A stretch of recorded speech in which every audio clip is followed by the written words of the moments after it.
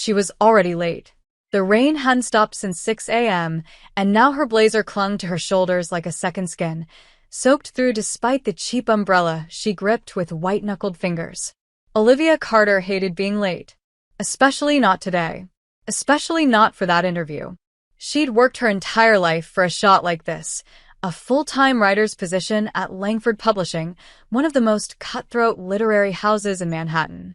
She was 26, broke, living in a shoebox apartment in Harlem with 2 roommates and a mouse they decided to name Charles. This job wasn't just an opportunity. It was survival. And yet, just as she crossed 53rd and Lexington, dodging cabs and splashes of sewer water, she saw her. A woman. On the ground. Cradling her wrist, soaked in rain. Hair sticking to her face like dark ribbons, panic radiating from her body in visible waves. People walked past, they always did in this city. But something about the way the woman's eyes darted, something about the stillness in her pain, stopped Olivia cold.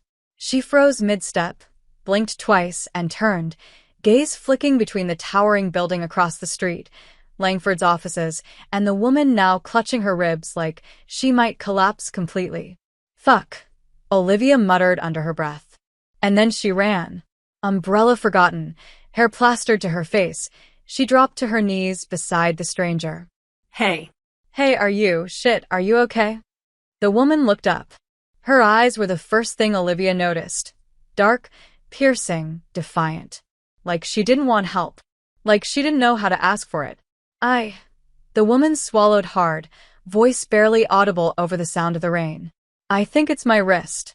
Hey, if you're enjoying this story, go ahead and drop a like to help us grow even more. And let me know in the comments, on a scale from 0 to 10, what score would you give this story so far? Your feedback makes all the difference. I fell. I can't move it. Okay. You're not bleeding. That's good. Can you walk? The woman gave her a look. I'm not dying. I'm just humiliated. Good. That's a healthy sign. Olivia smiled, teeth chattering. Come on. There's a clinic 3 blocks down. We'll get you checked out. No, what? No hospitals. No clinics. Just no. Olivia blinked, unsure if she'd heard her right. Are you allergic to help or something? The woman exhaled sharply through her nose, a half laugh, half wince. Something like that. And that's when Olivia noticed it, the bruises. Not fresh. Not from this fall. Older, yellowing at the edges. One on her collarbone, another barely visible near her temple. She felt something cold settle in her gut. Okay, Olivia said carefully. Then we'll go to my place. Just to rest. Dry off. I'll make tea, maybe ice your wrist, and then you can tell me what happened. Or not. Your call. The woman studied her. And Olivia, despite every instinct to get up and sprint to Langford before the clock struck 9 o'clock, stayed perfectly still, waiting. After a beat, the woman nodded. All right. But only for a bit. Deal. They walked in silence, sharing Olivia's destroyed umbrella, water sloshing in their shoes. The woman moved stiffly, teeth clenched against pain. Olivia wanted to ask 100 questions. Who are you? What happened? Why the bruises? Why the panic? But something told her not yet. Once inside her cramped apartment, Olivia tossed towels at her and pointed toward the bathroom. Warm up. I'll make something hot. 10 minutes later, the woman reemerged wrapped in a too big hoodie Olivia had lent her. She looked softer now. Less armor, more vulnerability. Olivia handed her a mug of chamomile tea and sat across the kitchen table. I'm Olivia, by the way. A pause. Then, Rowan. That's a cool name. Like, mysterious forest woman vibes. Rowan didn't smile, but her lips twitched. And you're the Good Samaritan who skipped an interview to play nurse. I didn't skip. I rescheduled in spirit. Rowan raised an eyebrow. You're soaked. No phone in sight. You didn't reschedule shit. Olivia sighed, hiding her face behind her mug. Okay, fine. I might have sacrificed my future to make sure you didn't bleed out on the sidewalk. Rowan looked at her, then really looked, and something shifted. You shouldn't have done that. Too late. Their eyes held, and Olivia felt it. The kind of silence that isn't empty. The kind that hums. You always help strangers? Rowan asked quietly. Only the ones who look like they've been through hell and still manage to look intimidating as fuck. Rowan's lips parted, surprise, maybe. A flicker of something softer. But then she stood abruptly. I should go. What? No, you just got. I appreciate it. Really. But this was a mistake. And just like that, she was grabbing her coat. Olivia jumped up, heart racing. Rowan. Wait. She froze at the door. I don't know what you're running from, Olivia said, voice low, honest. But whatever it is, maybe you don't have to face it alone. Rowan turned halfway. Rain still poured outside. The hallway light flickered. I don't trust people, Rowan whispered. Then trust the tea. It's pretty decent. A beat. Then, finally, Rowan let the bag fall from her hand and stepped back inside. Rowan didn't speak for a long time after she stepped back inside. She moved slowly, as if unsure of her own decision, letting her bag drop again to the floor and accepting the towel Olivia offered her without a word. The apartment was small, but warm, filled with mismatched furniture and the comforting scent of cinnamon and old books.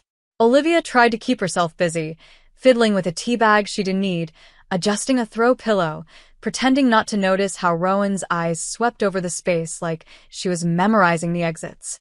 You want food? Olivia asked, her voice casual, too casual. I have soup. Or ramen. Or soup made from ramen pretending to be something fancier. Rowan didn't answer at first. She sat at the edge of Olivia's old couch like a soldier trained not to take up space. Finally, she murmured, soup is fine. Olivia made it in silence, acutely aware of the tension in the room. Not angry tension, something else. Charged. Heavy with unsaid things. She felt it in her spine, in the way her fingers trembled as she stirred the pot. This wasn't just about a stranger in her home. It felt bigger. Like she'd stepped into something with no name yet, something irreversible. She handed Rowan the bowl with care, sitting beside her, but not too close. She didn't ask any more questions. But Rowan spoke anyway. I didn't mean to scare you, she said, voice low. Olivia glanced at her. You didn't. Rowan gave a faint, humorless smile. I always do. Even when I'm trying not to. Why? Rowan stared into the bowl like it held answers. Because people can tell when something's wrong. They don't always know what it is, but they sense it. They look at me and see a problem. I didn't see a problem, Olivia said gently. Rowan's eyes lifted to hers, and for a moment Olivia felt like she'd said the exact thing Rowan didn't know she needed to hear. Why did you stop? Rowan asked after a pause. You could have walked right past me. Everyone else did. Because I saw you, Olivia replied simply. And because I could not stop. Rowan didn't speak, but something in her expression cracked open. Olivia saw it, a flicker of something raw, something soft. She didn't press. They ate in silence after that, the kind that didn't feel awkward. Outside, the rain kept falling, smearing the windows in gray. When they finished, Olivia took the bowls to the sink. You can crash here tonight if you want, she offered, without turning around. I'll take the floor. It's not comfy, but I've survived worse. You're offering a lot to someone you don't know, Rowan said quietly. I know enough. You really don't. Olivia turned then. Okay, so tell me. Or don't. Your choice. But I'm not going to kick you out into the rain, Rowan. Rowan leaned back into the couch cushions, her head tipping up toward the ceiling. She looked exhausted. Not just physically. Deeply, thoroughly worn down. I left someone, she said finally. Someone dangerous. Someone who thinks they own me. Olivia's pulse quickened. Are they looking for you? Probably. Do they know your name? Where you'd go? Rowan shook her head. No. I was careful. Do you have anywhere else to stay? No. Olivia crossed the room and sat beside her, closer this time. Their knees brushed. Neither moved. Then stay here, she said, softer now. At least until you figure out what you want to do next. Rowan looked at her, and Olivia saw the moment something in her defenses slipped. A brief, naked moment of vulnerability. You don't even know who I am, she whispered. Then let me find out, Olivia said. Slowly. Safely. No pressure. Rowan inhaled, her breath shaky. I haven't felt safe in a long time. You are now. A long silence followed, and then Rowan nodded. Okay, just for tonight. Olivia smiled, but didn't push further. She stood and grabbed some extra blankets. They set up the bed awkwardly. Rowan insisted Olivia take the bed, but Olivia refused, so they ended up both lying on the floor, side by side, on a nest of blankets and shared body heat. This is weird, Rowan said into the dark. Yeah, Olivia agreed. But not bad weird. No. Not bad. For a moment, the silence stretched again, but this time it was different. Not heavy. Electric. Olivia rolled onto her side, facing Rowan. Her eyes adjusted to the darkness, just enough to see the other woman's profile. You're not what I expected, Olivia murmured. Rowan turned to face her too. What did you expect? Someone guarded. Cold. Dangerous, maybe. And I'm not. Olivia smirked. You're still all those things. But I think there's more under it. Something beautiful. Rowan's eyes searched hers. You don't even know me. I know how it felt when you looked at me and didn't flinch. I know how it felt to sit beside you and not feel alone. Rowan swallowed hard. Her voice cracked when she spoke again. I'm not good at this. Me neither. Their breath mingled. A moment too long. Then Rowan looked away. We should sleep. Yeah, Olivia whispered. But her heart was racing.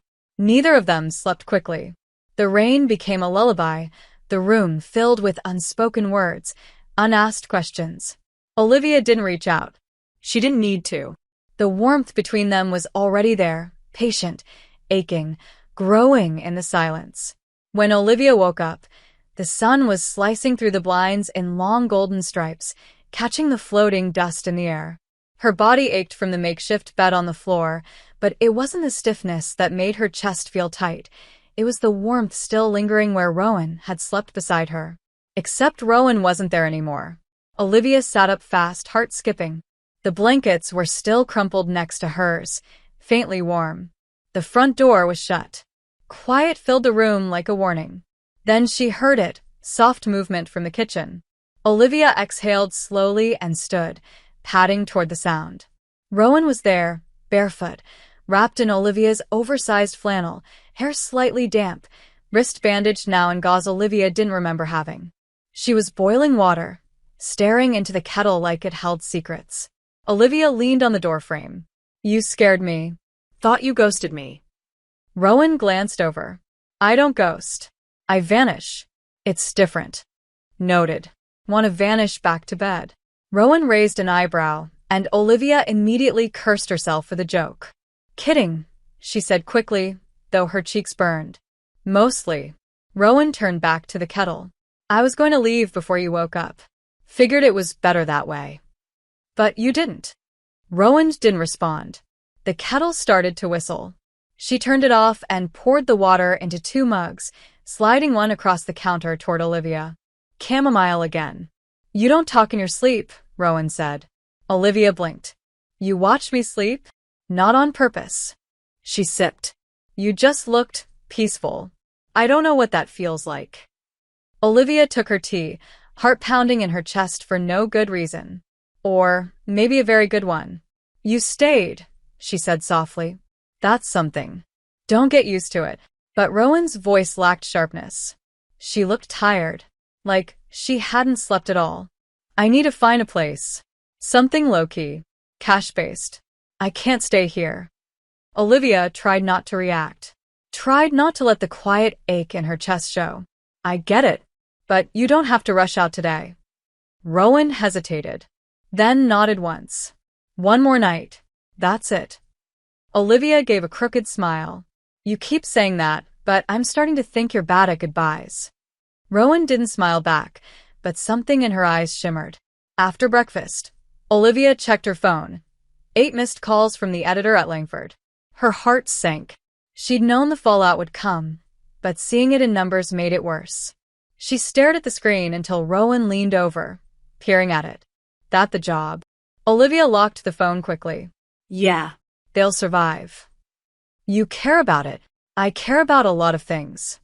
But you dropped it for me. I didn't drop it. I paused it. There's a difference. Rowan studied her face. Why? Olivia didn't have an answer that made sense. You were in pain. I couldn't walk away from that. Rowan didn't press. But something shifted again. Another wall, chipped just slightly. That afternoon, they barely left the apartment. The rain came back, more gentle now, a soft tapping on the windows that felt like background music. Olivia wrote a little, mostly journal entries she'd never show anyone. Rowan sat by the window, staring out like she was waiting for something to appear. At one point, Olivia offered to bandage her wrist again, and Rowan hesitated before holding out her arm. Olivia worked carefully, brushing skin, wrapping the gauze with deliberate slowness. She could feel Rowan's eyes on her. You've done this before, Rowan said. Had clumsy roommates. You're good at it. So are you. Rowan tilted her head. At what? Staying quiet just loud enough to fill the whole room. Rowan looked down. You should stop saying things like that. Why? Because I might believe you. Olivia didn't look away. Maybe you should. That night, they cooked together. It was simple. Pasta, sauce from a jar, garlic bread that nearly burned, but Olivia hadn't laughed like that in weeks. Rowan made dry, sharp jokes under her breath, surprising even herself.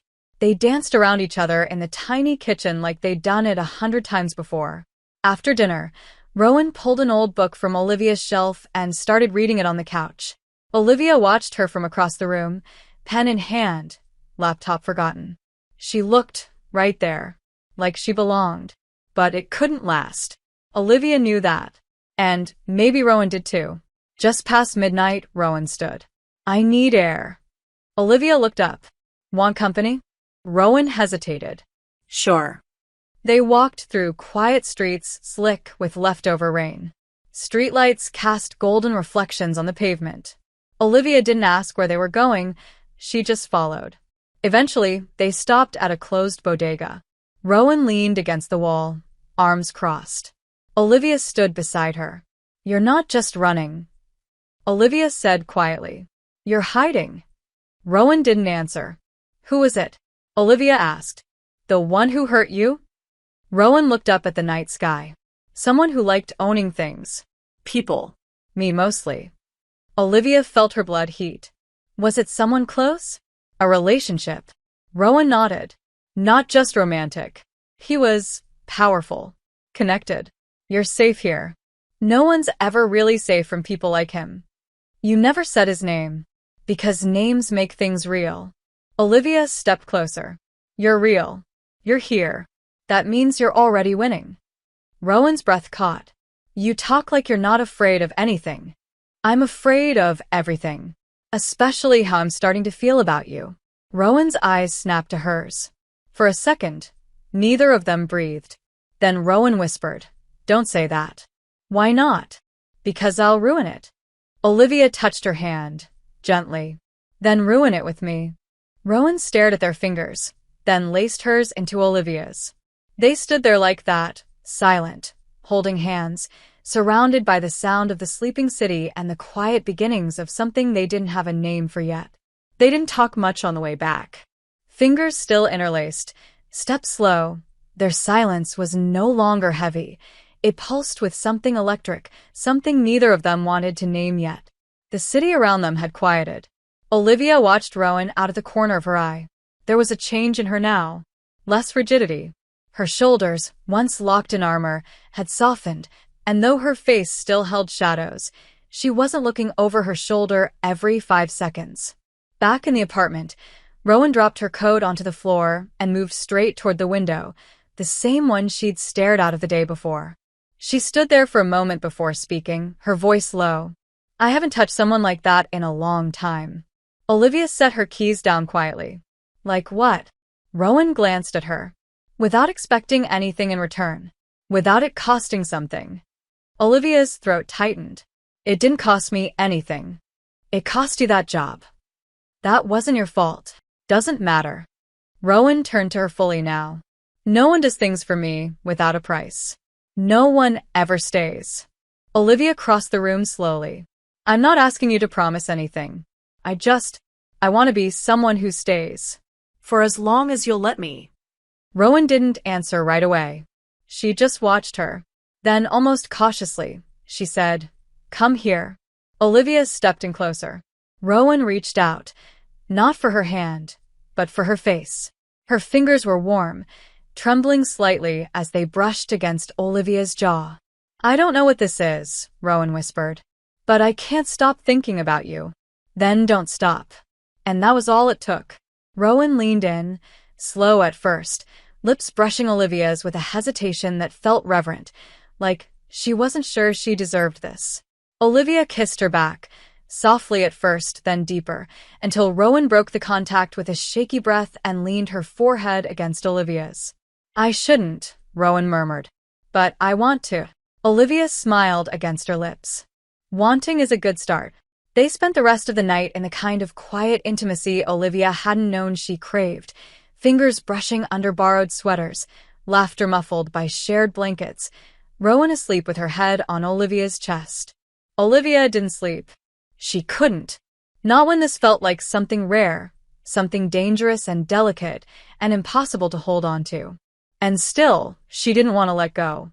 The morning came too soon. The light was pale through the windows, and Rowan was already up, coffee brewing, hair messy and bare feet padding across the kitchen tiles like she'd done it every morning of her life. Olivia sat up, watching her with a quiet ache. "You look like you belong here," she said softly. Rowan turned. "Don't say that." "Why not?" "Because if I start to believe it, it'll hurt more when I leave." Olivia stood, walked over, and took the mug from her hand. "Then don't leave." Rowan held her gaze. "I can't stay forever." "Just stay today." Rowan hesitated, then nodded. "Okay, today." But by midday, the fragile piece shattered. Olivia had stepped out for groceries. Just 20 minutes. She returned to find the apartment door cracked open. Her stomach dropped. "Rowan," she called out, stepping in cautiously. Silence. The apartment was untouched, but Rowan was gone. Her bag still sat near the couch. Her mug was still on the table, but she was nowhere in sight. Olivia's hand shook.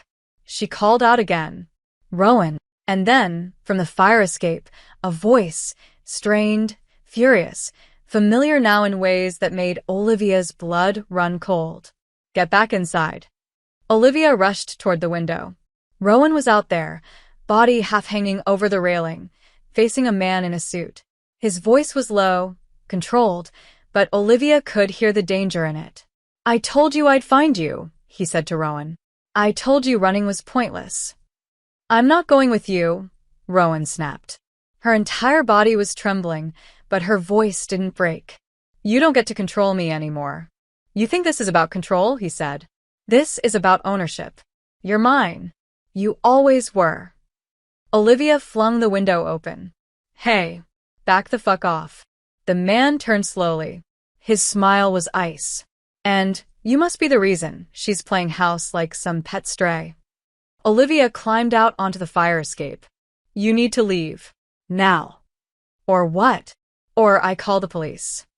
His smile faltered, just for a second. "They won't help you. You don't know who I am." "I don't care." Olivia stepped in front of Rowan. "You're not touching her." For a second, it looked like he might grab her, might try something. But then, to Olivia's shock, he backed away. Slowly. Calculated. "This isn't over," he said. "She doesn't belong to you. She never did. She doesn't belong to anyone." He gave Rowan one last look, not of anger, but of possession, and then turned and disappeared down the stairs. Olivia turned to Rowan, who looked frozen, eyes wide, body stiff. "Are you okay?" Rowan didn't speak. Her knees gave out, and Olivia caught her before she hit the metal floor. "Hey." "You're safe. I've got you." Rowan buried her face into Olivia's shoulder, shaking. "I didn't think he'd find me so fast. You don't have to go back. He'll come again. Then we'll be ready."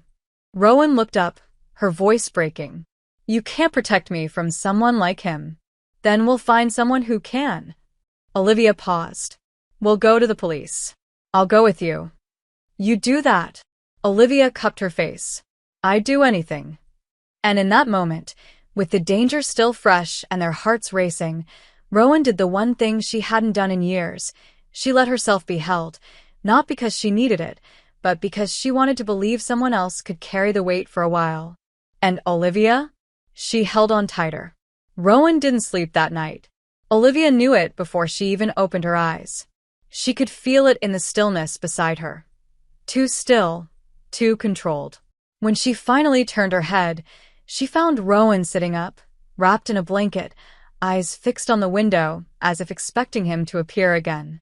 Her body was still, but her fingers trembled. You should try to rest, Olivia said softly. Rowan didn't look at her. Can't. You're safe here. For now. Olivia sat up slowly. Do you want me to stay up with you? You already are. Olivia reached out, hesitating only a moment before resting her hand on Rowan's knee. He's not coming back. Not after that. You don't know him, Rowan whispered. He doesn't like to lose. Especially not to someone like me. What does that mean? Rowan finally looked at her. He doesn't like women who leave. Women who say no. Women who remind him he's not in control. Olivia's jaw tightened. Then we remind him again. Rowan's lips curved, but there was no humor in it. You're brave. I'm not. I'm just angry. Angry at him?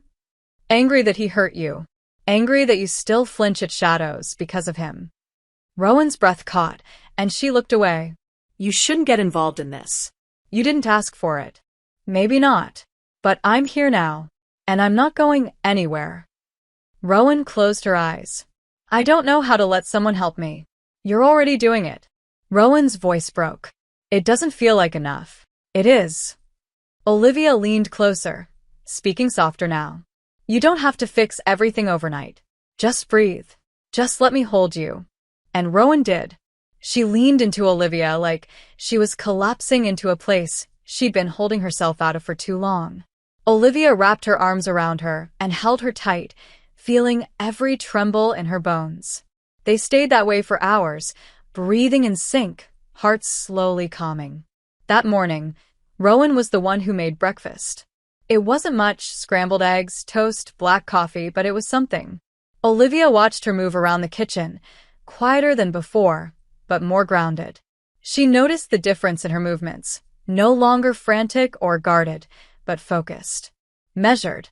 You cook like someone who's had to feed herself for a long time, Olivia said, watching her. Rowan glanced over. I have. No one else? People don't stay long enough to need feeding. Olivia bit her lip. You've got me now. For how long? Olivia stood and walked over, gently brushing her hand against Rowan's back. As long as you let me. They ate together in silence. Not awkward silence, the kind that only existed when two people were learning to share space without fear. After breakfast, Olivia opened her laptop and stared at the email still sitting in her drafts. A reply to Langford. No apology. Just a request, another chance. She'd written it 3 days ago. She hadn't sent it. Rowan sat beside her, quiet, reading her expression. That the job thing? Olivia nodded. They offered an interview reschedule. I never responded. Why not? I didn't want to leave you. Rowan frowned. You can't give up your life for me. I didn't. I made a choice. I'd do it again. But you don't even know what we are. Olivia turned to her, eyes steady. No. But I know what I feel. And I know what I want. Rowan's breath caught. And what's that? Olivia reached out, brushing a loose strand of hair from her face. You. In whatever way you'll let me have you.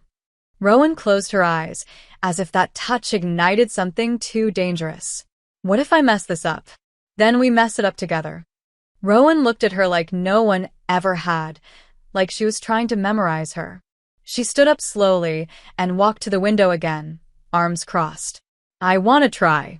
I do. But I don't know how to stop being afraid. Olivia joined her, standing close. Then don't. Be afraid.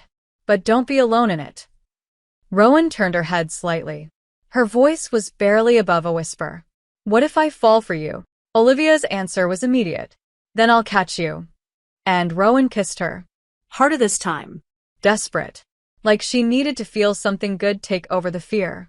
Olivia wrapped her arms around her waist, pulling her closer, feeling every ounce of that fear pour out in the way their lips met, in the way Rowan clung to her like she'd float away if she let go. They didn't make it to the bedroom. They didn't care. The couch. The floor. It didn't matter. It wasn't just about lust. It was about survival. About claiming a piece of safety in someone's arms. After, Rowan lay with her head on Olivia's chest, both of them half-dressed, breathing slow and heavy. Rowan's fingers traced the curve of Olivia's ribs absent-mindedly. I didn't think I could feel this again, she whispered. What? Want. Safety. Desire without guilt. Olivia kissed the top of her head. You deserve all of it. I don't know what happens next. We breathe. We take the next step. Whatever it is. Rowan was quiet for a while. Then, you're going to send that email. Olivia blinked. What? To Langford. You're not losing everything because of me. It's not losing. It's choosing. Choose both, Rowan said, lifting her head. Me and your future. Please. Olivia studied her face. Okay, I will. Rowan exhaled. And I'll try to be brave. For you. Olivia kissed her softly. Be brave for yourself. I'll be right here either way. That night, they slept entangled, not because they had to, but because they wanted to. For the first time, Rowan didn't flinch at the dark. Olivia didn't dream of what could go wrong. Only what could be built, slow, soft, dangerous, real. Olivia clicked send before she could talk herself out of it. The email to Langford went off with a quiet whoosh that felt louder than anything else in the apartment. She stared at the screen for a full minute after, heart pounding, and then slowly shut the laptop. It's done, she said aloud, though Rowan wasn't in the room to hear her. Rowan was in the shower. The water had been running for 15 minutes, and Olivia didn't mind. Rowan was safe. She could take as long as she wanted. Just knowing she was behind that door, close, real, was enough.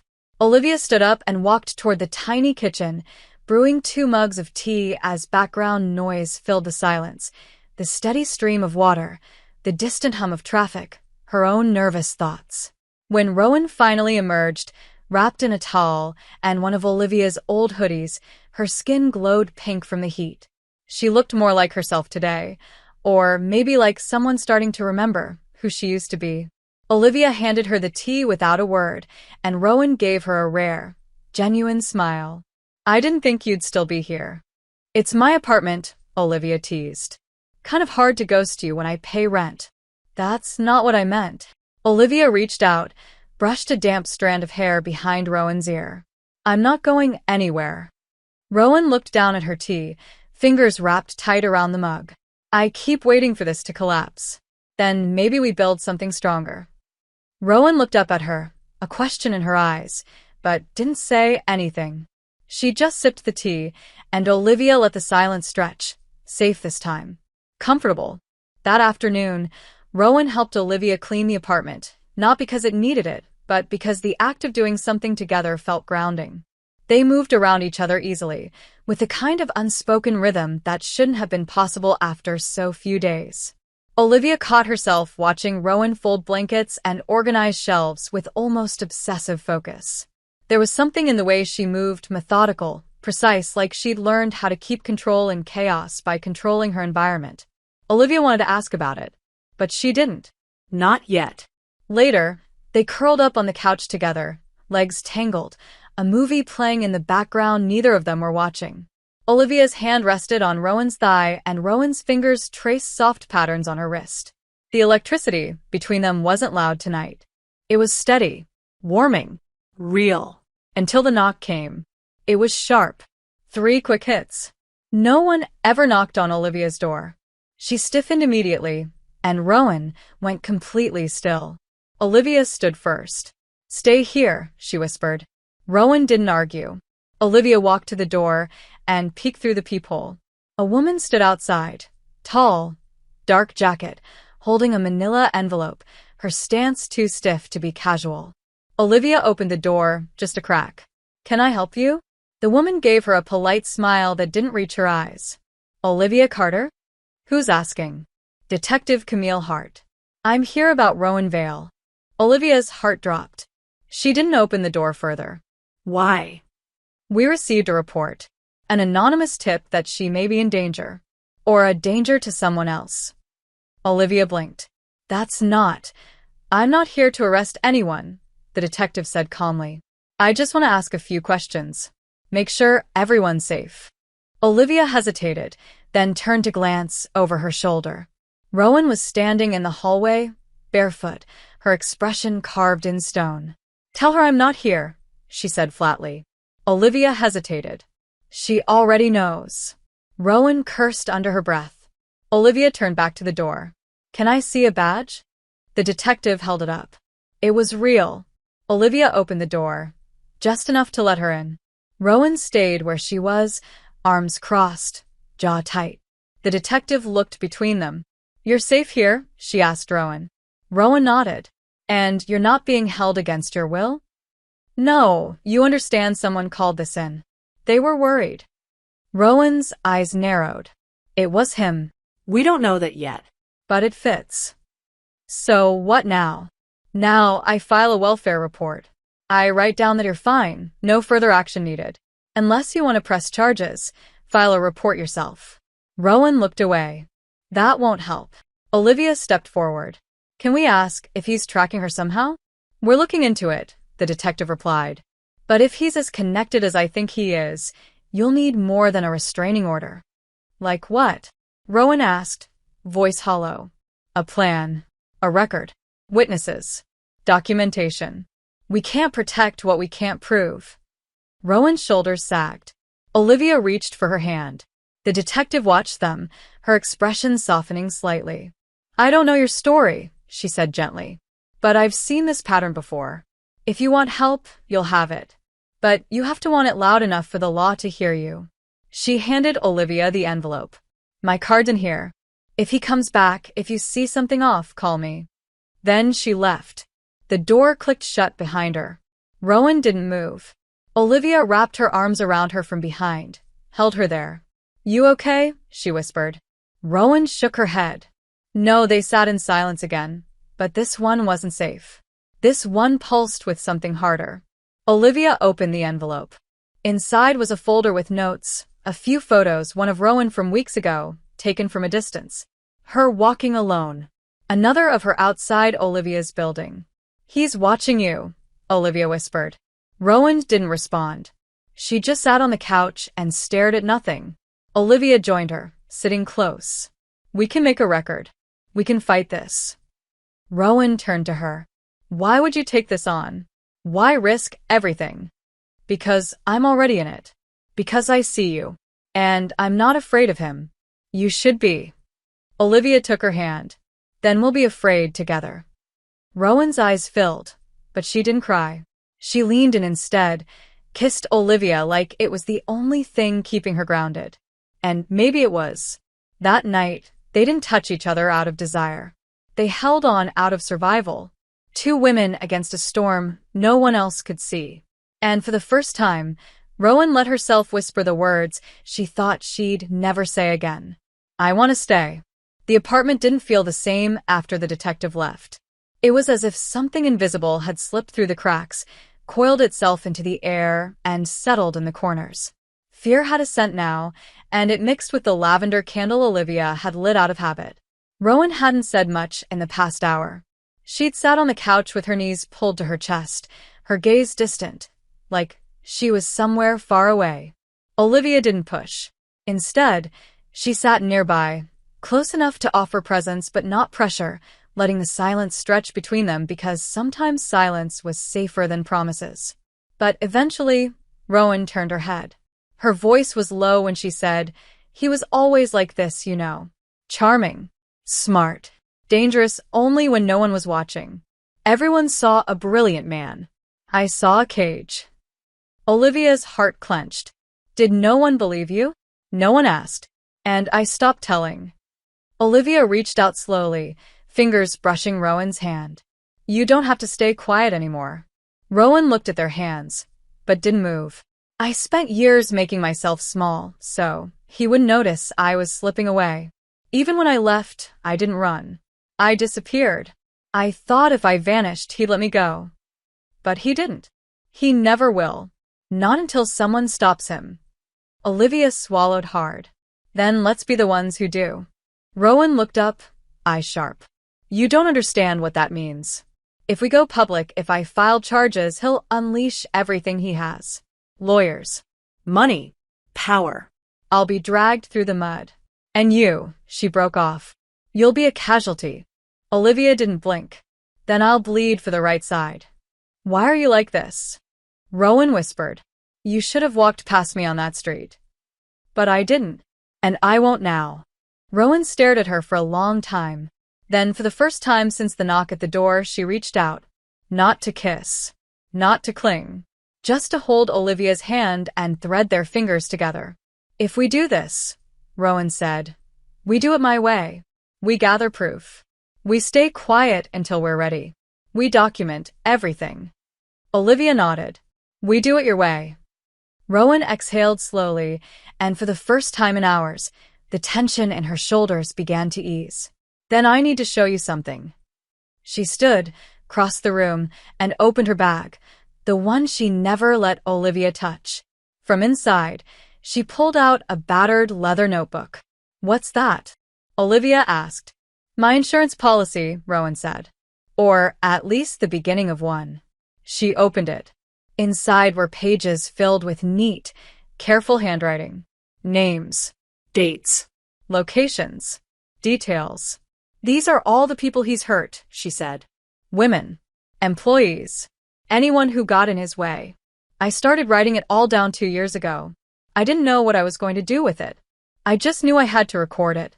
Because no one believed me. But paper can't lie. Olivia flipped through the pages slowly. This is a case file. This could help so many people. Or destroy me if it falls into the wrong hands. Olivia looked up. It won't. Rowan hesitated. I trust you. That terrifies me. It terrifies me too, Olivia said honestly. But I'm still here. Rowan closed the notebook. Then let's start building something real. Quietly. Carefully. They spent the rest of the day scanning pages, creating backups, encrypting files. Rowan showed Olivia how she'd used burner emails to contact others anonymously, other women who'd left, others who were still too scared to speak. There were whispers of a pattern, a network of harm. Now it was becoming something solid, something undeniable. They worked side by side until the sun went down. Olivia ordered takeout, and they ate in their pajamas, curled on the floor with folders spread around them like a war map. This is insane, Olivia said around a bite of dumpling. This is war, Rowan replied. And you're a civilian who wandered into it. Correction. I'm a soldier now. Rowan smiled, faint but real. You make the worst metaphors. And yet you keep kissing me. Rowan leaned in, brushing their noses together. You're growing on me. Like a rash. Like a recklessly brave heartbeat. Olivia kissed her, gentle at first, then deeper, more sure. The kind of kiss that said, I see you, and I'm not scared. Later that night, as they lay in bed, Rowan resting against Olivia's shoulder, she whispered, If something happens to me, I want you to have the notebook. Olivia tensed. Don't say that. I need to. This isn't a fantasy, Liv. This is real. He's real. And if he thinks we're building something dangerous, he won't just watch. He'll act. Then we make sure we're louder. Smarter. You're not afraid of him, are you? I'm afraid of losing you. Rowan kissed her shoulder. Then hold me tighter. And Olivia did. At 3 a.m., Rowan woke with a jolt. Olivia stirred beside her. What is it? I thought I heard something. Olivia sat up, heart racing. They waited. Nothing. Just the hum of the refrigerator. The distant sound of the city, not sleeping. False alarm, Rowan muttered, but her voice shook. Olivia didn't say anything. She just pulled her close again, lips brushing her temple. Sleep. I'm not letting anything touch you. Not even fear? Especially fear. And Rowan closed her eyes again, knowing she was no longer running alone. The morning came, without warning. Olivia opened her eyes to the sound of Rowan's phone vibrating on the nightstand. A burner, one of two she carried, used only for emergencies, and the rare encrypted message from someone who owed her a favor. Rowan stirred beside her, her face still soft with sleep. For a second, Olivia considered letting it go to voicemail. Just 1 second more of peace. But the vibration didn't stop. Olivia sighed, reached for it, but Rowan was already awake, sitting up too fast, eyes instantly sharp. "Which one is it?" she asked. Olivia handed her the phone. "Your main." Rowan checked the screen. Her expression went blank. Then she stood, phone clutched tight in her hand, and walked to the kitchen without a word. Olivia followed. "What is it?" Rowan didn't answer immediately. She put the phone down, face up on the table. A message was displayed. Just 5 words. "Thought you could hide forever?" Olivia's blood chilled. "It's him." Rowan nodded. Her voice was calm, but Olivia knew better now. She could see the tightness around her mouth, the way her hand trembled slightly as she reached for the kettle. "He must have found a new way to trace me. Number was private. No reply option. Just the message. Can we trace it? Not from here. We'd need someone skilled." "What about the detective?" "She won't help unless we give her more." "We have more." "Not enough." Rowan turned, met Olivia's eyes. He's watching again. "Which means we have less time than I thought. Then we move faster." Rowan's mouth twitched like she wanted to argue, but didn't. "Instead," she said, "there's someone I need to see." "Who?" "Her name's Eliza. She used to work for him. She disappeared 2 years ago after refusing something he asked her to do. I've only heard from her once, through a secure channel. But if she's willing to talk, we might have the witness we need." Olivia hesitated. "Where is she?" Rowan looked away. "Upstate." "So we're leaving the city?" "Just for a day. It's risky, but necessary. I'll go alone." "Like hell you will." Rowan turned back sharply. "It's not safe, Rowan. We're past that. You don't go anywhere alone anymore. Not when we're this close. Not when he's this close." Rowan looked at her, and after a long beat, she nodded. "Okay, we go together. But we leave tonight. Less chance of being followed." Olivia swallowed hard. "Should we tell the detective?" "Not yet. She'd try to stop us." That night, under cover of darkness and a borrowed car from Olivia's friend Kate, they drove out of the city. The rain had returned, misting the windshield like a veil. Rowan kept the directions vague until they were on the road, unwilling to write anything down. Olivia didn't mind. She trusted her now, with more than she'd ever admitted aloud. "You've done this before," Olivia said softly as they passed another blinking gas station. "Disappeared." Hidden. Rowan gave a small, humorless smile. "It's easier than you'd think. But you came back." "Not willingly." Olivia glanced at her. "Do you regret it? Meeting you?" Rowan looked out the window. No. "Never." They drove for another hour, finally turning down a gravel path flanked by trees. A small cabin sat at the end, windows dark, roof sagging with age. Rowan cut the engine. "Wait here," she said, already opening the door. "Not a chance," Olivia replied, stepping out after her. Rowan knocked once. Twice. Then paused. The door opened slowly. A woman peeked through, older, tired eyes, salt in her dark curls. She looked at Rowan and froze. "Well, shit," she said. "Didn't think I'd ever see you again." "Eliza," Rowan said quietly. "I need your help." "You're bringing trouble," Eliza muttered, stepping aside. "Come in, both of you." Inside, the cabin smelled like smoke and peppermint. Eliza moved with practiced caution, locking 3 bolts behind them before pulling down heavy curtains. "He know you're here?" "He knows I'm somewhere," Rowan replied.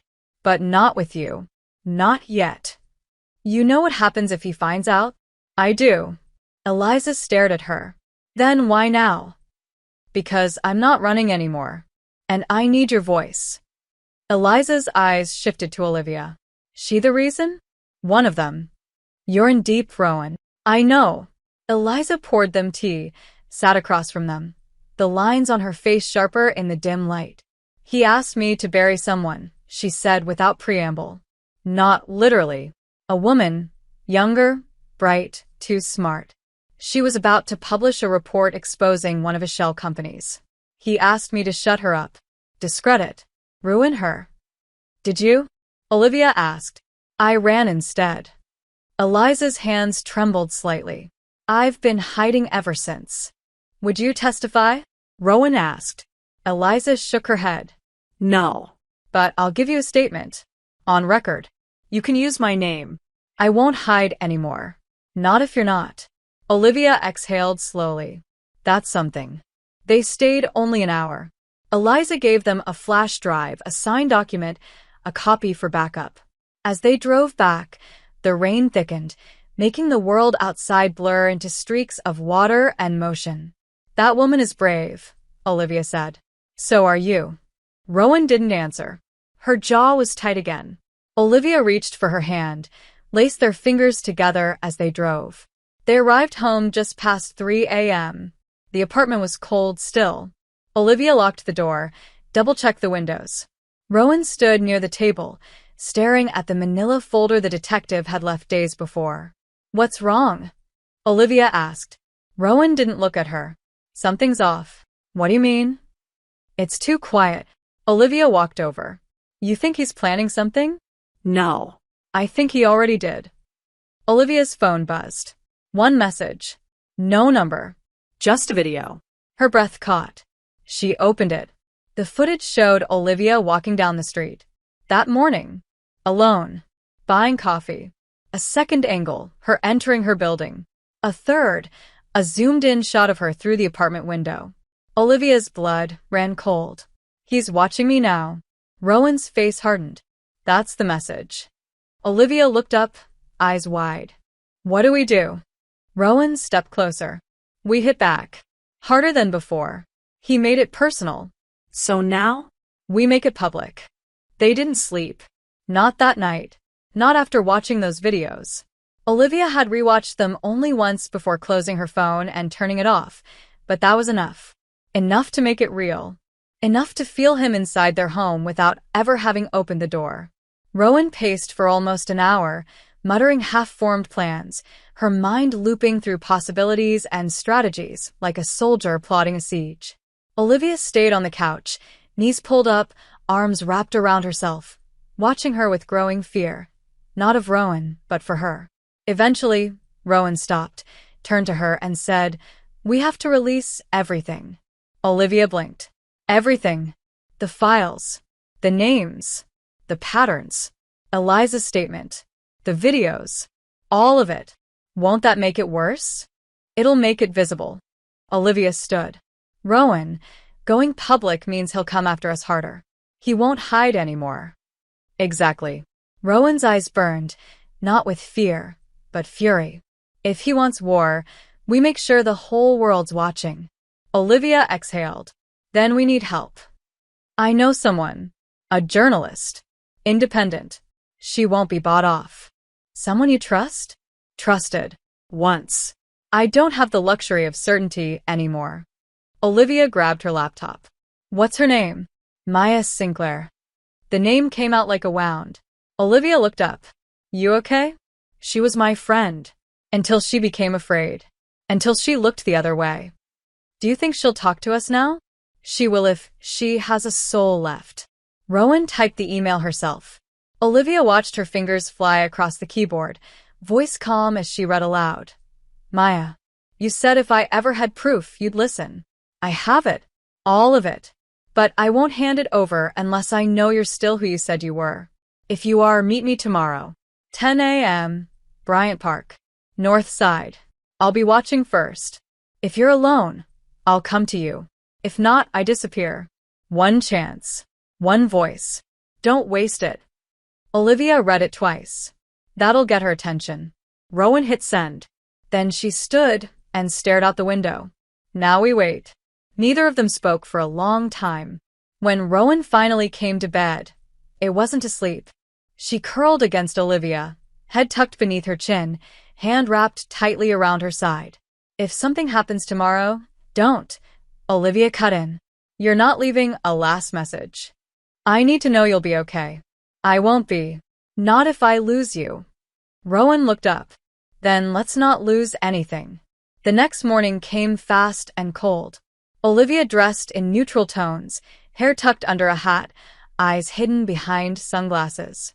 Rowan did the same, even though she hated disguises. It wasn't about hiding anymore, it was about control. About setting the terms of their appearance. Bryant Park was already busy when they arrived, crowded with commuters and early joggers and tourists who didn't understand that every inch of New York carried a secret. Olivia took a bench facing the north side, eyes scanning the park.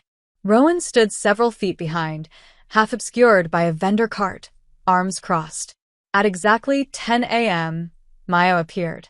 Tall, coat too expensive to be casual, blonde hair pulled back in a loose bun, clutching a notebook like it was a shield. She looked alone. Rowan didn't move for 10 minutes. She watched, measured, then finally walked over. Olivia followed at a distance, staying just close enough to intervene if something went wrong. You came, Rowan said. Maya turned. Her eyes widened. Jesus. Rowan, it's been a while. Maya's voice cracked. I didn't think. I know. You didn't. Maya glanced at Olivia. Is she? She's the reason I'm still breathing. Maya nodded slowly. Why now? Because I'm done hiding. And I have enough to burn him to the ground. Do you have documentation? More than you'll ever need. Sources. At least 6. Some on record. Some anonymous. One who'll speak if she knows you'll protect her. Eliza? Maya asked. She's alive and talking. Maya's hands shook. Rowan, this story could change everything. Or get me killed. Why risk it? Rowan looked at Olivia.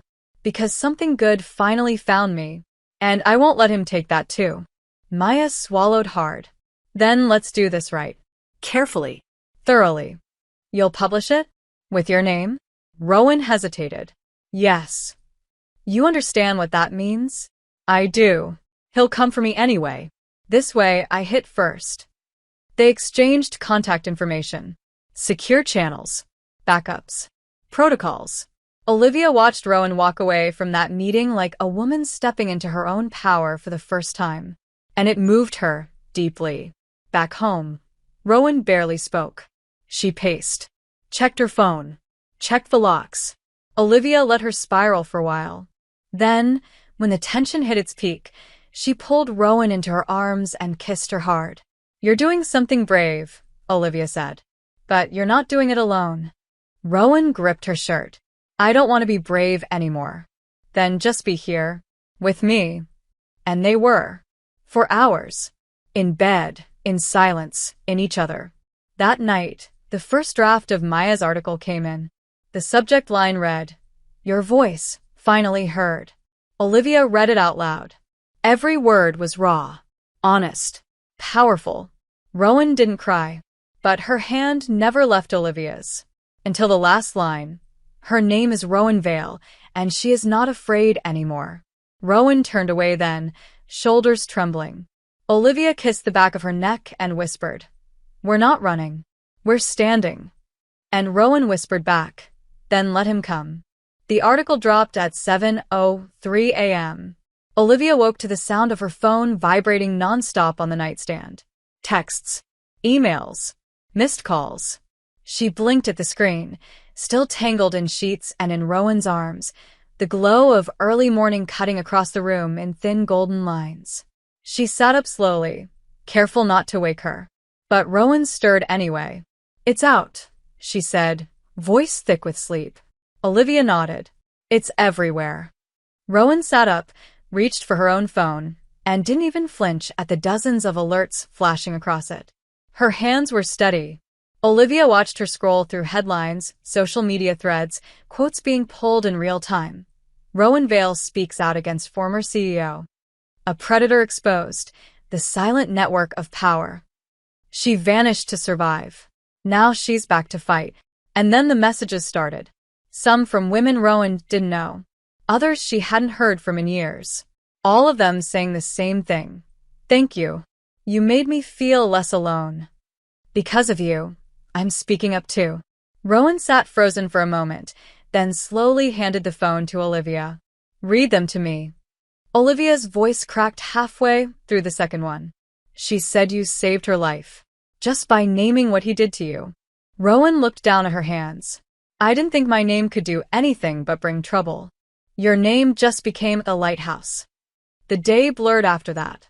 Maya called. The editor of the publication called. Olivia had 3 new voicemails from Langford, all of them offering to reconsider their prior decision and invite her to join a collaborative writing project on survivor narratives. Rowan barely left the couch. Olivia made coffee, brought food she knew Rowan would need, and checked every window twice. It wasn't until sunset that Rowan finally spoke again. He's going to respond. Olivia looked up from the dining table. Let him. He'll deny it. Of course. He'll threaten legal action. And he'll try to paint me as unstable, jealous, delusional. Then we show them the files, the dates, the photos, Eliza's testimony, the others coming forward. You think we came this far without expecting backlash? Rowan stood, paced slowly across the room, barefoot and restless. You're not afraid? Olivia stood too. I'm terrified. She walked over and reached for Rowan's hand. But I'm more afraid of you thinking you're alone in this. Rowan's shoulders dropped. I've spent so long preparing for war that I never imagined what peace would even feel like. Olivia leaned in. Maybe peace is just this. Someone choosing to stand beside you even when it's easier to walk away. Rowan kissed her. Not like a thank you. Not like relief. But like something deeper, like home. They ended up on the floor, breathless, mouths tangled, hands learning every inch of skin not out of desperation, but devotion. No one was running now. No one was hiding. After, Rowan lay with her head on Olivia's chest, her fingers lightly brushing the curve of her side. You made me remember what tenderness feels like, she whispered. Olivia smiled into her hair. You taught me what it means to fight for someone. Later that night, Olivia received a message request on her laptop. No name. Just a subject line. Your girlfriend is brave. Let's see how brave you are. She didn't open it. She showed it to Rowan instead. Rowan didn't flinch. She just nodded. He's cornered. He's throwing threats now because it's all he has left. Do we report it? Already did. Maya's legal team is backing us now. And the detective's watching him. And if he escalates? Rowan met her eyes. Then we finish this. Olivia felt it then, how deep they were in. This wasn't a story anymore. It was their life, their war, their bond. And no matter how much fire came for them, Rowan wasn't going to run. Not this time. They went to bed in silence, but their hands never stopped touching, fingers brushing under blankets, palms pressed together like they were still anchoring each other through the storm. At 2 a.m., Rowan whispered, Do you still want that job at Langford? Olivia blinked, half asleep. I'm not sure. Because you deserve it. Not because you sacrificed something for me. Olivia turned to face her. I didn't lose anything. I found you. Rowan's eyes glistened. You'll be brilliant. Whether it's Langford or something better. We'll see. Rowan hesitated. Do you ever wish you hadn't stopped for me that day? Olivia didn't hesitate. No. You were the most important thing I never saw coming. Rowan moved closer, burying her face into Olivia's neck. I don't know how to love like other people do. Then love me your way. I'll meet you there. Even when I fall apart?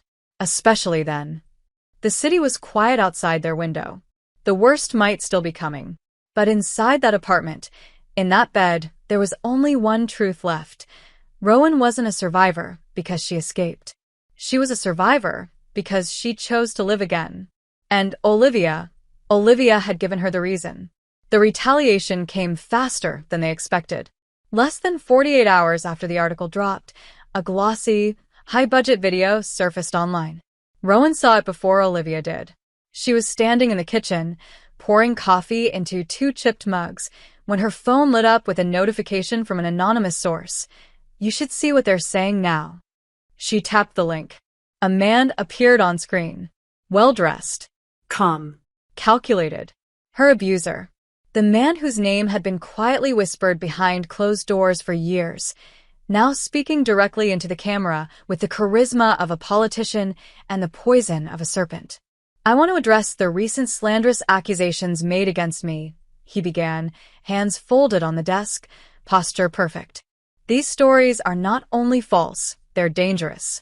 I have spent my life building communities, empowering women, and funding causes for safety and progress. These recent lies are an attack on my character, my career, and the integrity of everything I've built." Rowan stared at the screen, numb. "I understand that sometimes people lash out when they feel abandoned," he continued. "Rowan Vale is someone I once cared about deeply. I offered her support during a dark time in her life. I have the emails, the voicemails, proof that I was not her enemy, but her savior, that I tried to help her." Olivia entered the room with a tired smile. "Morning, you." Her words died when she saw Rowan's face. "What is it?" Rowan turned the screen toward her. They watched the rest of it together, him smiling as he spoke, fabricating a version of the truth designed to fracture public opinion. "I don't blame Rowan," he said at the end, with a perfectly measured sigh. "I pity her." Olivia was trembling by the time it ended. "We knew this would happen," Rowan whispered.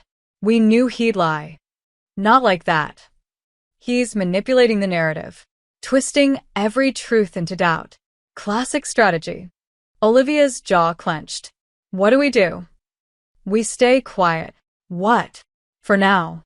Let it breathe. Let people see the cracks in his story." "But, Olivia." Rowan's voice was steady. "This is a game of control. He wants us to react, to scramble. We don't give him that." Olivia nodded slowly, but her eyes didn't stop flicking back to the screen, to the image of the man who'd tried to erase the woman she now loved. That afternoon, the media war began. News outlets picked up the video. Social media erupted with hashtags both defending and attacking Rowan. Comment sections turned vicious. Anonymous accounts sent messages that ranged from "thank you for your bravery" to "you should have stayed silent." Rowan didn't flinch at the hate. Not once. But Olivia saw it chipping away at her, not visibly, but beneath the surface, like water eroding stone. And then came the call that broke everything. Rowan answered it before Olivia could stop her. She didn't recognize the number, but the voice on the other end, soft, female, shaking, made her freeze. "Rowan, who is this?" "My name's Mariah. I'm his fiancée." Silence. "I found your name in an old folder he had. I saw the article. I didn't know. Rowan sat slowly on the edge of the couch. "What do you want from me?" "To know if it's true." Rowan's throat worked around the lump there. "All of it." Mariah's breath cracked. "I needed to hear it. I think I've known. Somewhere. Deep down. But I needed to hear it. Are you safe?" For now. "But he doesn't know I found your name." Rowan swallowed hard. "If you want out, I can help you. But only if you're sure." "I'm not sure of anything except that I don't want to end up like you." The line went dead. Rowan stared at the phone in her hand. Olivia moved to sit beside her. "Who was it?" Rowan didn't speak. Not at first. Then his next victim. Olivia's hand found hers. "We help her. If she lets us. We make sure she knows she's not alone." Rowan leaned into her, letting her body relax for the first time all day. "It doesn't stop, does it?" "Not until we end it." That night, Olivia opened a blank document on her laptop. Rowan was in the shower, the sound of water muffled behind the door. Olivia sat on the bed and began to type. Not an article, not a diary entry, a letter to the people who believed and to those who didn't. To the women still scared to speak. To the Mariah on the other end of the line. "You asked if it was true." It is. But more than that, it's real. We are real. Our stories, our pain, our survival. They've tried to silence us in every possible way, but here we are. Still standing. Still speaking. Still loving. You're not broken because you're scared. You're brave because you want more. She didn't know if Rowan would want to publish it. Maybe it wasn't about that. Maybe it was just about the act of writing it, putting truth into the world without needing permission. Rowan stepped out of the shower, towel wrapped tight around her, eyes tired but clear. What are you doing? Olivia turned the screen. Writing. For you. For her. Rowan sat beside her, reading. Her eyes didn't leave the screen until the very end. You said we are still loving. Olivia nodded. Because we are. Right? Rowan looked at her like she was trying to memorize her face. I think I'm falling in love with you. Olivia's breath caught. Then fall. I've got you. And Rowan did. Right there, in a quiet apartment in a loud world, she let herself fall, not into fear, but into something she hadn't thought she'd ever deserve again. Love. Real. Fierce. Loud in all the right places. The meeting with Mariah was arranged with the precision of a covert operation. Olivia and Rowan met her in a small bookstore cafe on the Lower East Side, one that smelled of cinnamon, dust, and ink. Rowan had chosen the location, public enough to be safe, quiet enough to be real. Mariah was already seated when they arrived. She wore a beige coat too clean, hands wrapped tightly around a mug she hadn't touched. Her eyes lifted when she saw Rowan, and for a second no one moved. Then Rowan sat across from her. Olivia sat beside her, silent but steady. You came, Mariah whispered. Rowan nodded. So did you. Mariah's voice cracked. I haven't slept since the article. You shouldn't be here if you're not ready. I don't know what I am. I just know I needed to see the woman who walked away from him and lived. Rowan didn't flinch. Living came later. Mariah reached into her purse, pulled out a flash drive. These are recordings. Voice memos he didn't know I saved. Him threatening people. Bragging about silencing women. Some about you. Rowan's hand shook slightly as she took it. Why are you giving this to me? Because I need you to use it. And what about you? Mariah looked down. I don't know yet. He'll come after you, if he finds out. He'll come after me anyway. Better he comes for the woman I really am. Olivia finally spoke. Do you want out, Mariah? Mariah looked at her, eyes tired. I want the part of me back that doesn't feel like she's being watched all the time. Then you're halfway there. They stayed only 20 minutes. When they left, Rowan hugged her. Not out of obligation, but as a woman who knew exactly what it meant to stand at the edge of escape and not yet leap. Back home, Olivia transferred the files and forwarded them to Maya under a new secure line. Maya replied within minutes. This is the final blow. But Rowan didn't celebrate. She sat by the window again, her old familiar place.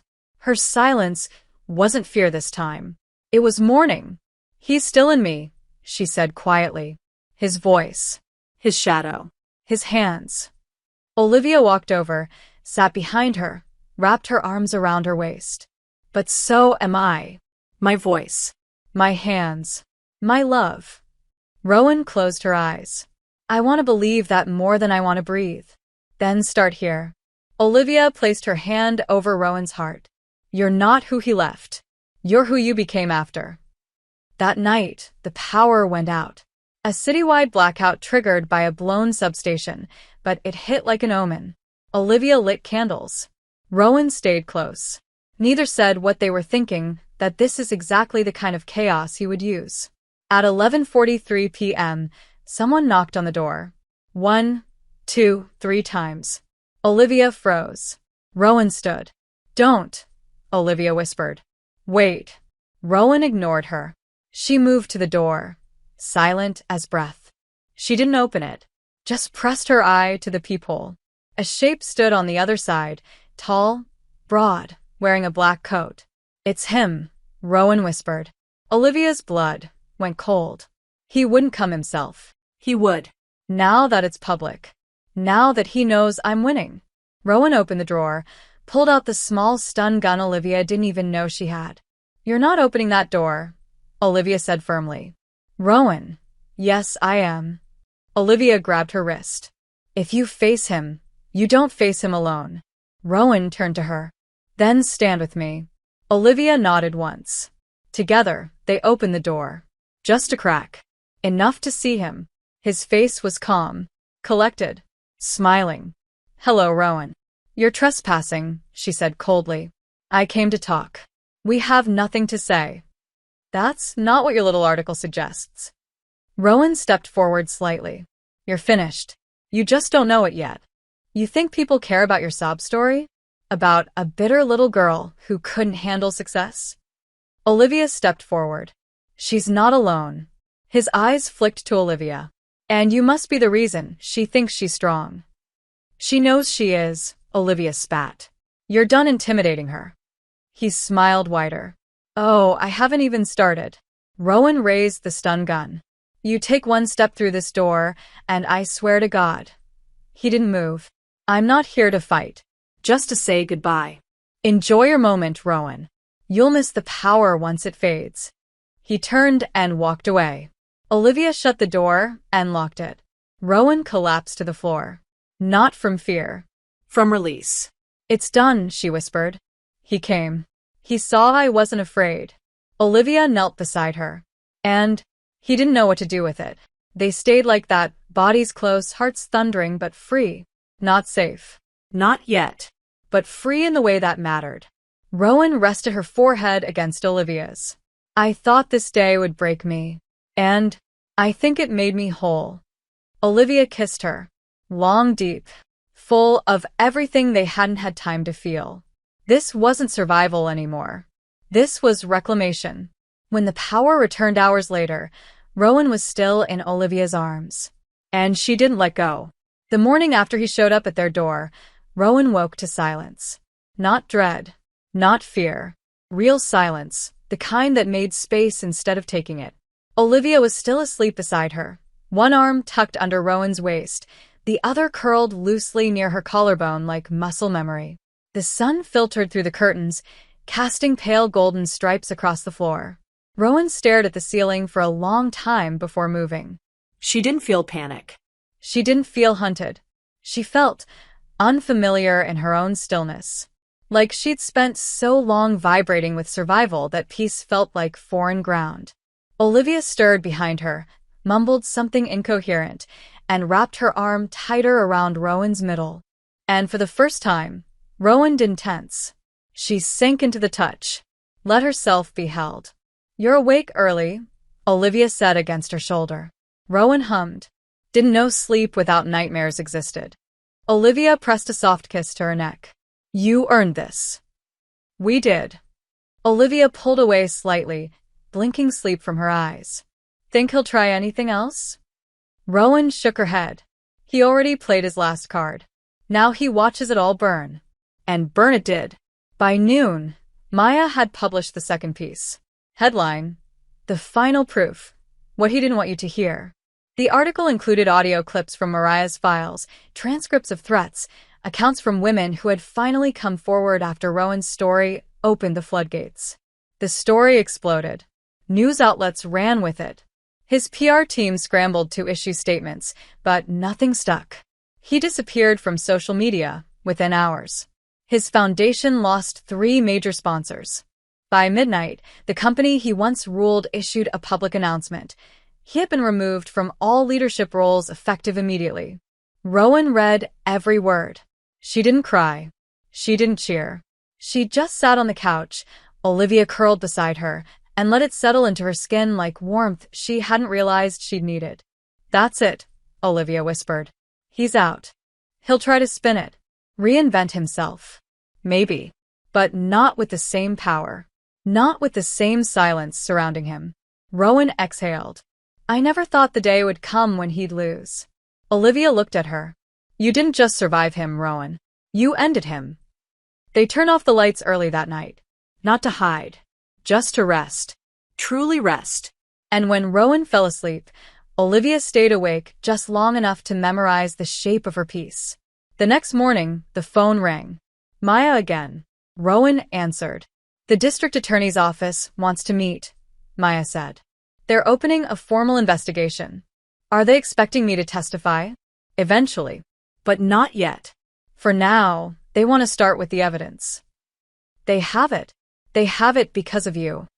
After the call, Rowan stood in the center of the apartment, staring out the window.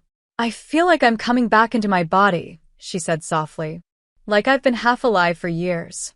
Olivia wrapped her arms around her from behind. So, what now? Rowan turned. Now we figure out who I am outside of him. And I'll be right here while you do. That afternoon, they took a walk. No disguises. No back exits. They walked through Central Park with their fingers laced together, and if anyone stared, Rowan didn't notice. Or didn't care. I'm thinking about leaving the city, Rowan said suddenly. Olivia glanced at her. Leaving? Not forever. Just for a while. I want air. Real quiet. A chance to breathe where no one knows what he did to me. Where I can exist without being his survivor. Olivia nodded slowly. Do you want to go alone? Rowan stopped walking. Do you want to come? Olivia's smile was soft. Wherever you go, I want to at least try. Rowan touched her face. I don't want to run anymore. But I want to choose something for myself. Just once. Not out of fear. Not out of strategy. Then let's go find a place that feels like yours. And yours. Olivia kissed her, right there on the path. Soft and slow and sure. A kiss that didn't hide. That night, they started looking at cabins online. Places by lakes. By mountains. One even had a tiny greenhouse in the back, and Rowan lingered on it longer than she meant to. You'd grow things, Olivia teased. I think I'd like to try. I'd help. I'd be terrible at it, but I'd help. I know you would. By midnight, Rowan had packed 2 bags. Olivia packed one. They left the next morning with no press, no goodbye to the city, no need to announce anything to the world. They'd done enough of that. The world could turn without them for a while. The drive was long, quiet, easy. Rowan drove. Olivia read. The silence between them was no longer about what wasn't said. It was full of trust. Full of space. They arrived just after sunset. The cabin was small. Old. Perfect. Olivia stood on the porch, staring at the stretch of trees beyond the yard. This feels like a reset button. Rowan stepped beside her. It's not the end. No. It's the beginning. Inside, they unpacked slowly, turning the space into theirs piece by piece. Books. Blankets. A framed photo Olivia had printed at the last minute. The 2 of them, candid, laughing in the kitchen. Rowan stared at it for a long time before setting it on the shelf. That was the day after the article went up. You were glowing. I was finally free. Olivia touched her hand. You still are. Rowan looked at her, and for the first time in days, her voice shook when she spoke. I didn't think I could love again. Olivia pulled her close. You're doing it now. It still scares me. Then love me scared. I can take it. That night, under quiet stars and wrapped in soft blankets and slower breath, Rowan let go of the last piece of who she'd been. And in its place, something new bloomed. Something fragile, but fierce. Something that looked a lot like hope. The cabin had a creaky floor and a crooked doorframe that stuck in the morning when the air was damp, but Rowan loved it more with each passing day. It didn't ask anything of her. It didn't remember who she had been before. And more than anything, it didn't watch her, not like the city had, not like he had. It simply let her be. Olivia took to the place with an ease that startled them both. She planted herbs in repurposed mugs and dragged a sun-faded bench out to the porch. She read in the mornings, barefoot, her hair messy and tucked into one of Rowan's hoodies, and Rowan found herself staring often, not just because Olivia was beautiful, but because she looked like home. The silence here was different. It wasn't heavy anymore. It stretched between them like a hammock, soft, strong, suspended in trust. Rowan woke early now. She wrote. Not about him. Not about the trauma or the pain or the court documents Maya kept her updated on from afar. She wrote about other women. Fictional ones. Women who burned things down and built new worlds from the ashes. Women who loved other women slowly, fiercely, completely. One morning, Olivia walked in from the garden, dirt on her cheek and a handful of basil in her hand. "You're up early," she said, kissing the top of Rowan's head. Rowan turned her laptop screen toward her. "Read this." Olivia blinked. Now. "Please." Olivia sat beside her. She read the opening paragraph aloud, voice soft, steady. The first time she tasted freedom, it didn't come in the form of victory. It came in quiet mornings, clean air, the slow unraveling of fear until all that was left was a woman with ink on her hands and room to breathe. Olivia stopped. Her eyes shimmered. Rowan. "This is for you," Rowan said. "And for me, but mostly for the version of us I never thought would survive." Olivia set the laptop down gently, then cupped Rowan's face in both hands. "You're writing again. I'm living again." They didn't talk about the city much anymore. Maya emailed weekly updates. The investigation was active, the DA building a case, new women speaking up with the courage Rowan had sparked. Her story had become a catalyst, not a conclusion. And that was exactly how Rowan wanted it.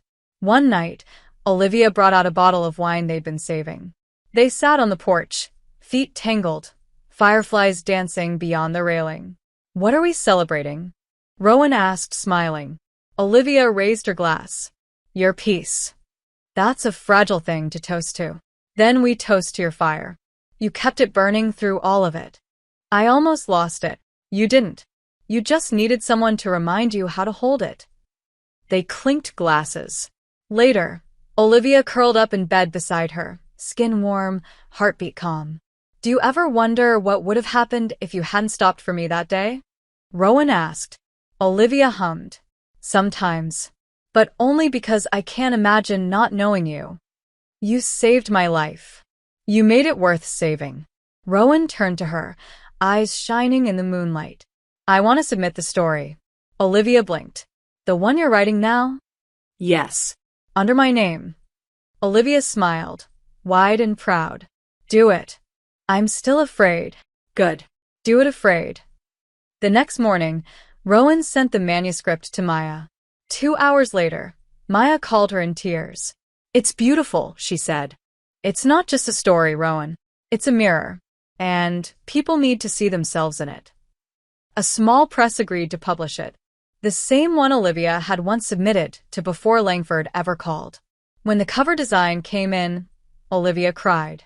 A woman standing in the woods, her back to the viewer, but her hand reaching behind her, and another hand clasped in hers. "It's us," Olivia whispered. Rowan touched the screen. "It's every version of us." They printed copies early as a surprise. When the first box arrived, Rowan didn't open it right away. She stood beside it, silent. Olivia walked over, took her hand. "Want to do it together?" Rowan nodded. They opened the box, peeled back the paper, and there it was, her name. On the cover. Not attached to someone else's destruction. Not tied to pain. Just hers. Her voice. Her truth. Her choice. Rowan picked up the first copy. Held it like something sacred. "I never thought I'd see my name and not flinch." Olivia kissed her shoulder. "Get used to it." That night, they built a fire in the small pit behind the cabin. Rowan tossed in an old file folder, the last physical copy of the documentation, now stored safely and digitally. She watched the flames catch and rise. "This doesn't erase what happened," she said. "No," Olivia agreed. "But it's the end of what he left behind. And the beginning of everything else." Rowan looked at her. "Stay with me. Always. Even when I'm difficult. Especially then." They kissed under the stars, slow and certain. The kind of kiss that didn't need to prove anything. The kind that simply was. Rowan didn't belong to fear anymore. She belonged to herself. To her words. To the quiet power she'd always carried. And to Olivia, the woman who hadn't saved her, but stood with her while she saved herself. It had been 7 months since they left the city. 7 months since Rowan burned what was left of her old life and began rewriting herself, not as a survivor, not as a name in someone else's scandal, but as a woman, whole and unafraid to be seen. The cabin had become more than a retreat. It was theirs. A space filled with laughter, healing, new habits, and slow mornings. Olivia had started freelancing for independent magazines, finally taking on work she believed in without compromising her voice. And Rowan had finished another manuscript. She didn't know if it was worth publishing. That wasn't the point. This time, she wrote for joy. For herself. For the girl who once thought her voice would only echo inside for walls no one would ever enter. The day the wind shifted, Rowan felt it before the phone even rang. She was outside, barefoot, weeding the garden they'd built from scratch. Olivia sat on the steps behind her, sipping coffee and watching with amused affection. You know, Olivia said, I never imagined you as the dirt under the nails type. Rowan looked over her shoulder. And yet here I am, covered in it, thriving. Olivia grinned. God, I love you like this. Like what? Unedited, unbothered, rooted. Rowan stood, dusting soil off her knees, and walked to her. Rooted is a new feeling. Looks good on you. Rowan kissed her softly. I think I'm ready. For what? To go back. Just for a few days. To speak. To stand in a room full of people and tell the truth with my own voice. Olivia didn't flinch. She just nodded. Then I'll be there. First row. Every second. The invitation had come a week before, a women's rights conference in the city, hosted by the same nonprofit that once turned Rowan away when she sought help. Now, they wanted her to headline the closing panel. Not as a victim. As a catalyst. The train ride back to Manhattan felt like a lifetime collapsed into hours. Olivia held Rowan's hand the whole way. No words. Just warmth. Just presence. The city greeted them with sirens and concrete, and a kind of energy Rowan had once feared. But now she walked through it with her chin high and her back straight. Maya met them at the venue. You look incredible, she told Rowan. How do you feel? Like I'm not here to be palatable. I'm here to be loud. Good. Maya squeezed her arm. Then go burn it down. The auditorium filled quickly. People stood against the walls, some holding copies of Rowan's book, others simply watching her like she was something they'd never expected to see alive. Olivia sat front and center. She didn't blink once. When Rowan stepped on stage, the silence was reverent. No music. No introduction. Just a woman and her truth. I'm not here to tell you how I survived, Rowan began. I'm here to tell you why I stopped hiding. Her voice didn't shake. Not once. For years, I lived with his voice in my head, louder than my own. I believed that silence was safety, that disappearing was survival. But then someone found me, someone who didn't ask me to explain, who didn't run from my damage, who stood beside me when I decided to stop running. And that's when I remembered what power really is. Not the kind that crushes, but the kind that chooses. The kind that stays. The kind that rebuilds. I'm not the woman I was. I'm not the woman he tried to make me. I'm the woman who chose to live again. And to anyone listening, anyone still silent, your voice doesn't have to sound like mine. It just has to be yours. When she finished, the room didn't erupt. It exhaled. Then it rose to its feet. Every single person. Olivia's hands were the first to clap. Tears streaked her cheeks, and she didn't care who saw. After the event, people tried to crowd Rowan. Congratulate her. Thank her. But she slipped out the side door, hand tightly in Olivia's, and didn't stop walking until they reached the river. They stood at the railing, watching the water move. You were amazing, Olivia whispered. Rowan leaned into her. I said what I needed to say. For them. For me. For Mariah. For every version of me that thought she'd never get this far. And what now? Now I live. With me? Rowan turned to her, the city lights catching in her eyes. Always with you. You sure? I want a life where we argue about what to plant next, where we fight over tea versus coffee, where we forget anniversaries and remember to laugh. I want boring and beautiful and completely ours. Olivia kissed her, smiling against her lips. Then let's go home. They left that night. No media. No announcements. Just the two of them. Quiet. Whole. The cabin was just as they left it. Wildflowers growing near the porch. Books left open mid-sentence. A half-written note Olivia had scrawled across a napkin. "You're my favorite chapter." Rowan found it when she unpacked. She taped it above her desk. That night, wrapped in blankets and each other, Rowan whispered, "Do you know what day it is?" Olivia blinked. "Tuesday? 1 year. Since I fell. Since you stopped. Since everything." Olivia kissed her temple. Happy accident. Felt like fate. Felt like love. Outside, the wind shifted again, but this time, it didn't carry ghosts. It carried the scent of earth, of basil, of pages turning. Rowan closed her eyes and finally, completely, let herself feel it. She was not surviving anymore. She was living, loving, writing. Free. If you enjoyed this content and want to support the channel in a special way, try clicking the thanks button below.